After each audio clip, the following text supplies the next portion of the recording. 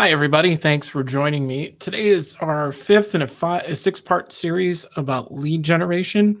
Today, we're going to be talking about how to create workflows to be part of your marketing automation. This is a prerequisite. There's a prerequisite to a number of different things that are part of this. Most importantly, that you have some basis of marketing theory, which is what we go through in episodes 1 through 4. Today is really going to be a tactical exercise about how exactly this works out and how exactly this works to the positive. So let's go ahead and get started. If you are new to the series, my name is Trygve. I'm the Director of Business Development here at BusyWeb. We are a full-service digital marketing agency based in Minneapolis and St. Paul. Our strengths include the fact that we are a HubSpot agency partner, and in addition to that, we are also a Google certified partner. How that manifests itself for our clients, we tend to focus on a number of different areas, but primarily digital marketing, web design, creating new lead generation strategies, new content strategies, and advertising your business to the positive. But really, if it comes down to it, anything under the sun as it relates to growing your digital footprint and your digital experience, we can handle for you. So today, again, as I said, is a fifth in a 5-part series. The first 4, we talked about how to build a persona, which we're going to use a little bit today, creating your buyer's journey, how to create a landing page and create a form that gets people excited about filling out. Last week, I talked about email marketing and how that integrates with your sales plan. And today, we're going to be talking about how to create good workflows for marketing automation and break that down. Next week, you're going to get me again. I'm going to talk about how to score your leads using marketing automation so that your salespeople are always always getting the best available lead first and always working on the hottest lead first. So let's go ahead and get started. Here's how I'm going to break all this down today. We've talked about a little bit about the series overview, and next we're going to talk about workflows for automation. Talk about a little bit about goal setting, how to personalize your workflow based on your goal and your persona. Then we'll talk about construction, and then we'll talk about how to and some best practice examples of how all of this works. So what's the value of a marketing workflow? Well, it really gets down to a couple of different areas. Number one, it allows you to set workflows based on specific actions. And we're going to get into those specific actions in a little bit. But the main goal of it is that it respects your user and it gives value with every interaction. And so every time that you're talking or having a touch point with a prospect or a customer, there's some good value there. Next, it provides you with a certain amount of small asks. Ultimately, in the sales process, there's a lot of different asks that add up to the one big ask, which is, hey, can I have some money for some goods and services that I'll provide to you?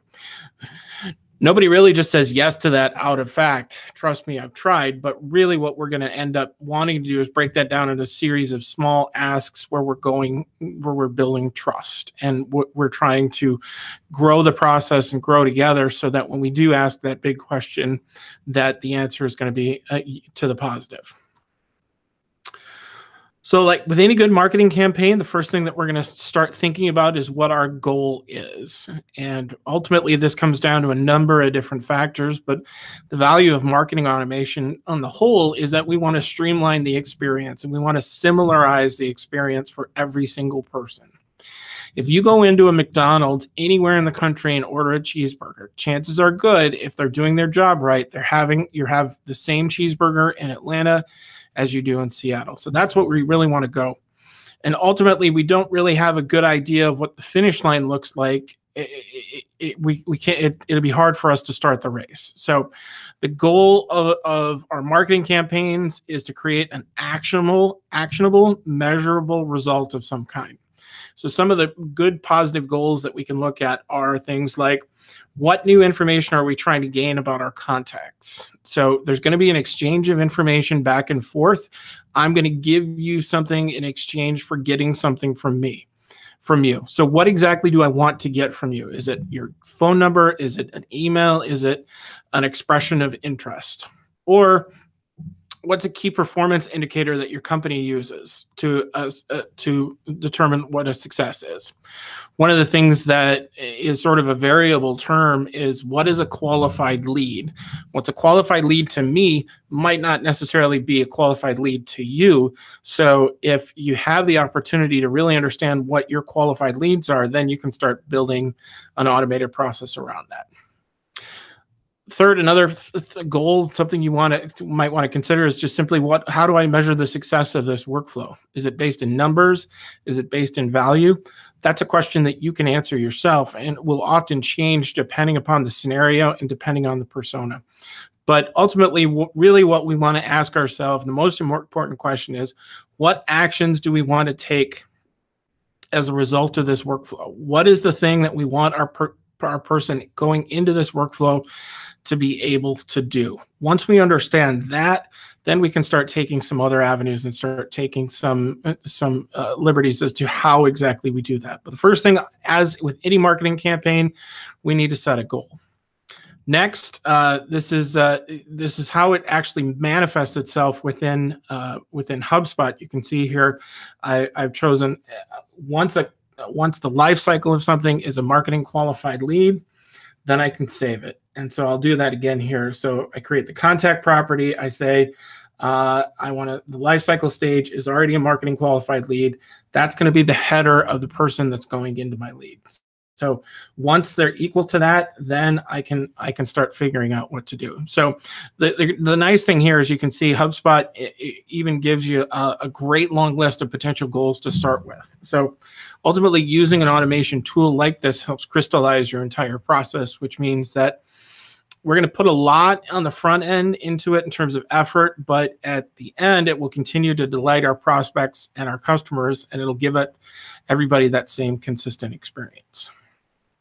So one of the things that I really love and always gets me into trouble is those Facebook videos that are about 1.5 minutes long of cooking videos, where you throw some stuff in and then mix it all up, and then you get this beautiful dish. And especially today, because it's Thursday, so it's gymnastics night in my house for my son, and so it's my turn to cook. So of course I get addicted to those, but the problem is, those videos don't show the 1.5 hours it takes to prep all the ingredients to do the 1.5 minute video.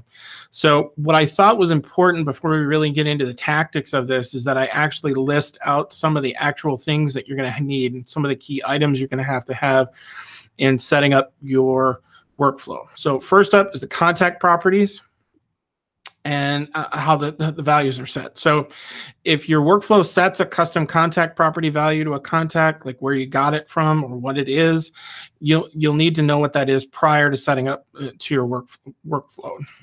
Next, what's your goals list? You want to have your goal list ready for use prior to setting up your workflow. But if you don't really know what that is, again, you can do so directly from the workflow, and that'll be immediately available. Next, we want to set up internal emails to the owner with reminders or follow-up actions. So these emails are intended to notify an internal team member of a lead's actions, or to notify that team member of follow-up actions to take. So when you create this email, you can actually include that lead's information by using personalization tokens. So next, you want to do outgoing emails. So those emails that are personalized with the contact's first name and personalized with their owner's name. The cool thing about personalization is it tailors your emails with contextual information about your users, and then allows that recipient to know who they can contact with questions. Keep in mind that too much personalization can come across as creepy, so keep it simple when you do your personalization. So for instance, if your workflow is designed to send a series of follow-up emails, it's good practice to have all emails in the series created and named appropriately. So if you forget to create an email, or it's easier for you to do so on the fly, you can still do that within the workflow. You will, however, want to plan out how many emails you want to send and determine the best timing of your emails, keeping in mind of what your sales cycle looks like and the content you want to send based on the persona segment that you're in.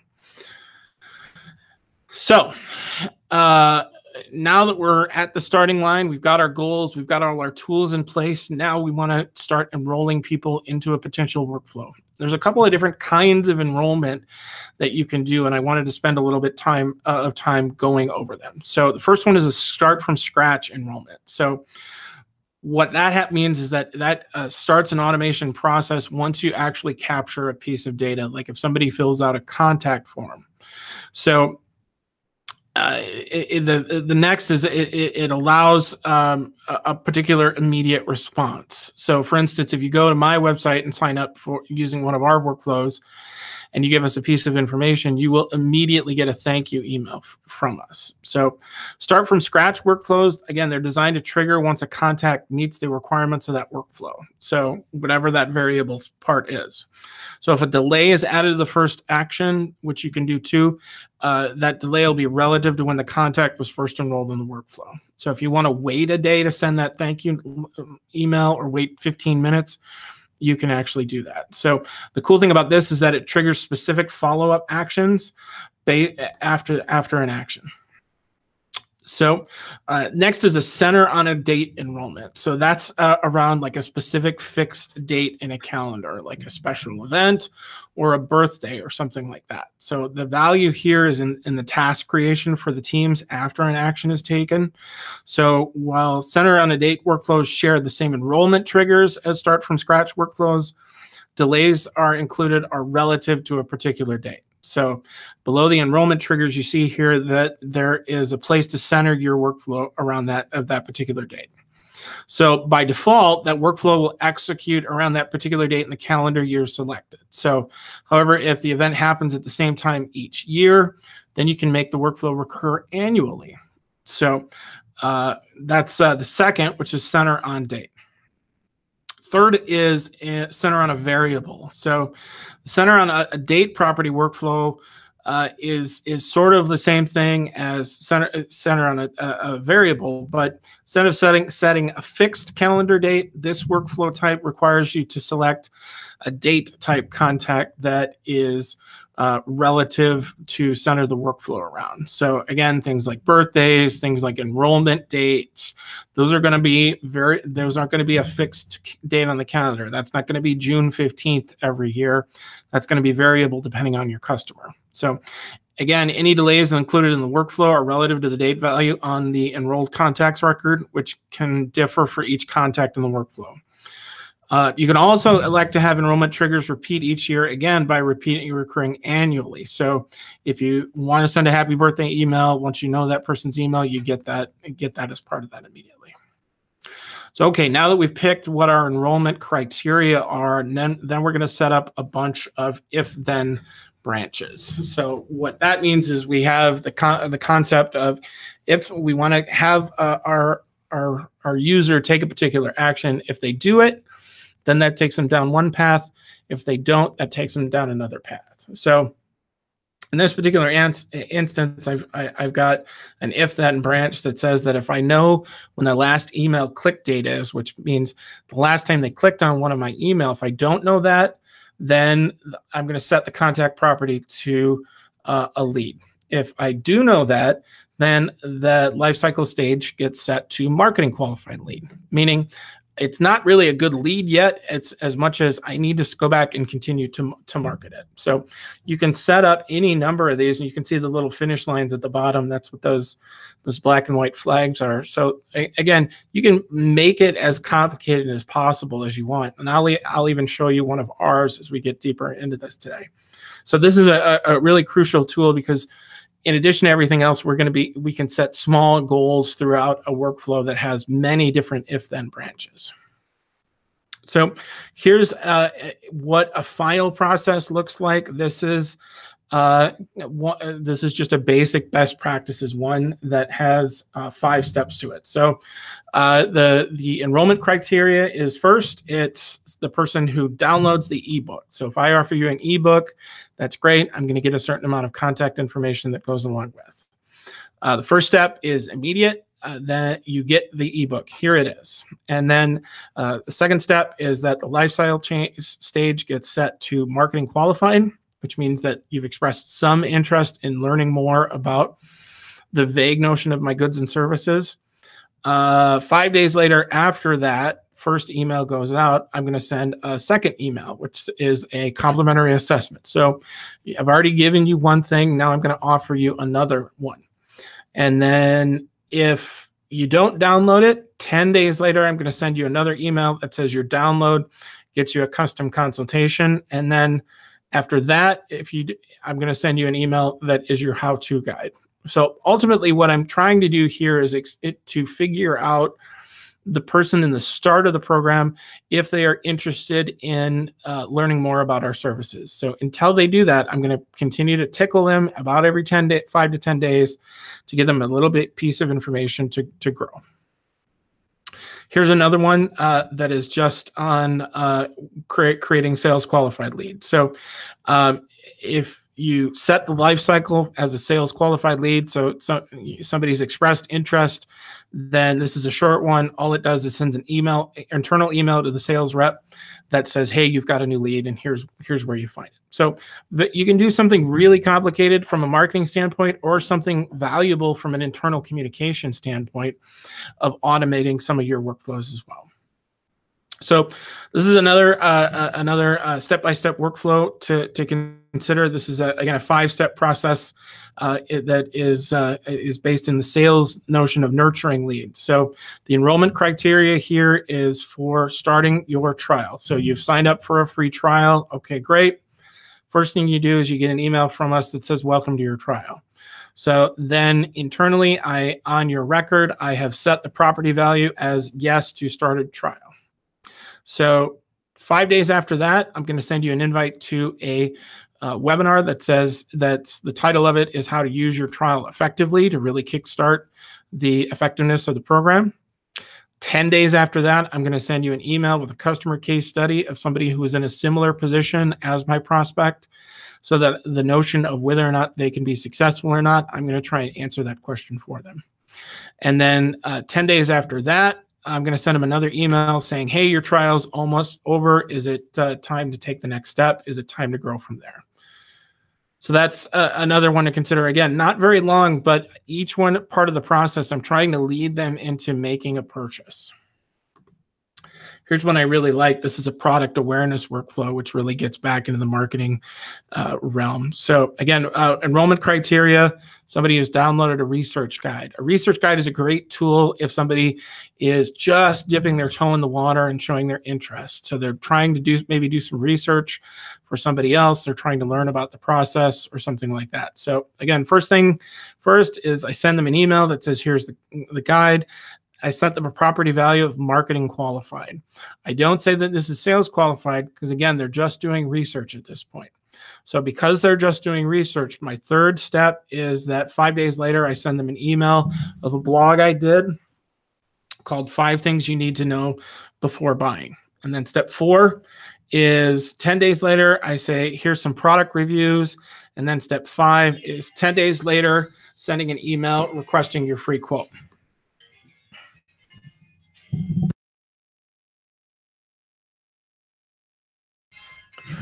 Sample workflow step, and this is my last one that I wanted to share. This is a long sales cycle use case, and on the off chance that you have a longer sales cycle that isn't necessarily transactional. So this is to nurture prospective clients. So again, the first thing the enrollment criteria.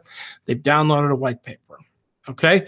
So first 2 steps, here's your white paper email, and then setting a lead as marketing qualified. Step 3 through 5, again, follows that 5-10-10 model where I give them 5 things they need to know, again, to try and pique their interest. The more that they open things, the more that they explore things, the more I can understand their buyer's journey before I even pick up the phone and call. And then the last one is to request a free consultation. At that point, what I really should do is have an if-then statement on there as well. So if they actually say yes, have a free consultation, great, then it turns into a sales lead. If not, maybe I can even further the workflow from there. So here's what this looks like in real time. This is a marketing workflow that we use here at BusyWeb. We have a concept called user-centered design, which is a different way of presenting websites and building websites and continuously improving your websites. So we have some marketing automation that goes around there. And as you can see, here's what the value of my landing page gets to. So far I've gotten 194 views, 31 people have submitted to it, and 22 of those people are not currently in my database. What you end up getting there is a note. If you have the two things married together of your marketing automation and your CRM, which is what we use here, is you can see all of the data gets put right in one place. So I can see that this person, which just so happens to be me, has submitted the form, and he has gotten it, and it's been delivered to him. Here's his address. Here's ways that I can share activity. So this person, which happens to be me, gets put into the workflow. And what does the workflow actually look like? Well, first things first is the enrollment trigger is they filled out the form on the launch campaign site. The lifecycle change gets automatically changed to marketing qualified lead, and the HubSpot owner, which means that the person who owns the lead in the CRM, again, is me, but hypothetically, I'm the salesperson there. And then the salesperson gets an internal email that somebody has downloaded the notification email. Okay, great. Now we wait for 2 days, and we don't move any further beyond that, and we send a launch email saying, hey, how did you like it? How was the feedback? Is this something that you'd be interested in? And then we wait a couple of more days, and then we hit an if-then branch. If somebody says, yes, I'm interested in a consultation, great. Then that immediately turns into a sales qualified lead, and they get the salesperson gets an immediate notification saying somebody's ready to talk. They put up their hand. You need to drop what you're doing and call them. If they don't fill it out, then we wait 4 more days and then send them another email, which is just another marketing email asking about the process and asking if that'd be something that they'd be interested in. And then we hit another if-then branch. Again, it's the same if-then branch, but here's what happens. If they say yes for the second time we ask them the question, then it turns into a sales qualified lead and sends an internal email. If the answer is no, then okay, they're probably not going to be interested. And at that point, I've contacted them 6 times and presented the idea 6 different times without actually having to do anything, without having to do the prospecting. And at that point, they haven't shown any interest whatsoever. So it's probably not considered a sales lead. So this is how effective this really can be as you're doing this. Is there's a whole lot of action going on, but it's all automatic. Member of my team has set all this up to flow immediately. So as the customer's journeying from reading something to my website to identifying themselves as a sales lead, we don't have to do anything. The customer is going to be doing the work for us. So as we leave here, I want to remind you on a couple of things. Number one, the most important thing that we talk about here at BusyWeb is this idea here is that when you're creating your marketing efforts and your digital footprint, you need to focus on activity that actually gets tangible results. That's the most important thing that I want to convey to you today. I did it last week, and I'll do it again next week. Is the most important thing is the activity that gets you somewhere. Just creating a big number that's arbitrary, that doesn't help move your sales needle, isn't enough. So always focused on activity that gets results. Next week, we're going to be talking about how to do some lead scoring, how to set up your software to create a scoring system so that your salespeople are always focused on the best warm leads. And then as we continue to sort of merge the concept of sales and marketing, we're automating and we're creating really an amazing system for our company as well. All this is based on, again, the idea that we talked about before is measuring, tracking results, and showing ROI. And this is the second point I want you to remember, is that everything that you do has to lead somewhere, and everything you do has to be measurable in marketing and in life, because otherwise, how do you know when you're successful? Otherwise, you're just playing golf. You can't win golf, but there are ways in which you can win life and win marketing. So if this was helpful to you, I'd love it if you would go back to our lead generation page and sign up for some more. We've done 5 of the 6 now, and next week is going to be our 6th. There is a package deal for the whole package. If you'd like to go through, and these webinars will be available after the fact. So if you can hear this and I've gone over something too fast, you will be able to review it as well. If you're new to BusyWeb, we'd love the opportunity to keep in touch. Just send your email address to us by texting the word busy, B-I-Z-Z-Y, to 22828. Again, 22828. And our automated system will take it from there. And it'll be a great demonstration of how well the automated system works. Finally, if you'd like to get in touch with me, if you'd like to learn more, if you have some questions about the show today, be more than happy to get some feedback from you, have you tell me about some of your struggles and challenges, and see if there's anything I can do to be of service. The best way to get a hold of me is trigvi@busyweb.com. It's a funny name, so of course it's good to have it written down. Or you can reach me at 651-252-4052. Again, 651-252-4052. Thank you so much for joining me. I really appreciate you listening. Hopefully you found this as educational as I did, and we'll look forward to seeing you next week. Bye, everybody.